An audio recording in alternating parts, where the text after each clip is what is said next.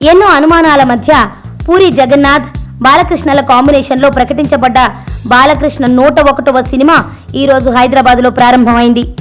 మొదట్లో అనుకున్నట్లుగా ఈ మూవీకి పూరి జగన్నాథ్ ఆలోచనలు చేస్తున్న కొత్త హీరోయిన్ ఎంపికకు బాలకృష్ణ నో చెప్పడంతో చాలా హడావిడిగా కాజల్ను చివరి నిమిషంలో సంప్రదించినట్లు టాక్. ఆమెకు 2 కోట్ల భారీ పారితోషికం కూడా ఆఫర్ చేశారు అని వార్తలు వస్తున్నాయి.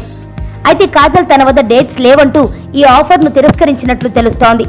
దీనితో బాలకృష్ణ సూచనతో బాలయ్యకు బాగా అచ్చి వచ్చిన నయనతారను సంప్రదిస్తే ఆమె 3.5 కోట్ల భారీ పారితోషికం అడిగినట్లు ఫిలిం నగర్ గాసిప్. దీనితో పూరి జగన్నాథ్ తన కొత్త హీరోయిన్ ఎంపికకు మరింత వేగం పెంచినా బాలకృష్ణ మాత్రం తనకు బాగా క్రేజ్ ఉన్న ఒక సీనియర్ హీరోయిన్ గురించి పట్టుబడుతున్నట్లు వార్తలు వస్తున్నాయి. ఇది ఇలా ఉండగా ఈ సినిమా హీరోయిన్ సమస్య ఏటూ తేలకుండానే ఈ రోజు ఉదయం ఈ మూవీ ప్రారంభోత్సవం అత్యంత ఘనంగా జరిగింది. ఇవాళ ఉదయం కుకట్పల్లి తులసివనంలోని శ్రీ వెంకటేశ్వర స్వామి ఆలయంలో ఈ ప్రారంభోత్సవం జరిగింది.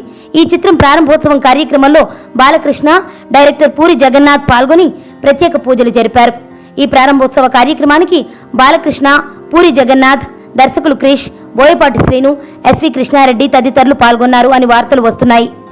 గౌతమిపుత్ర శాతకర్ణి విజయంతో ఉత్సాహంగా ఉన్న బాలకృష్ణ ఈ రోజు ఈ మూవీ ప్రారంభోత్సవంలో చాలా హుషారుగా కనిపించాడు. అయితే 70 కోట్లు కలెక్షన్స్ తెచ్చిపెట్టిన శాతకర్ణి లాంటి సినిమాలో నటించిన బాలకృష్ణకు కూడా హీరోయిన్ కష్టాలు తప్పకపోవడంతో ఇక బాలయ్యకు శాతకర్ణిలో కలిసి వచ్చిన శ్రియ జత కడుతుందా అన్న సందేహాలు వ్యక్తమవుతున్నాయి. సుబ్బు, నీకు తెలుసా, నాకు ఎర్లీ మార్నింగ్ ఒక కల వచ్చింది. నువ్వు నన్ను జ్యువెలరీ షాప్కి తీసుకెళ్ళి వడ్డానం కొనిచ్చావంట. ఏ టైంకి? గుర్తులేదు సుబ్బు, 5కి అనుకుంటా.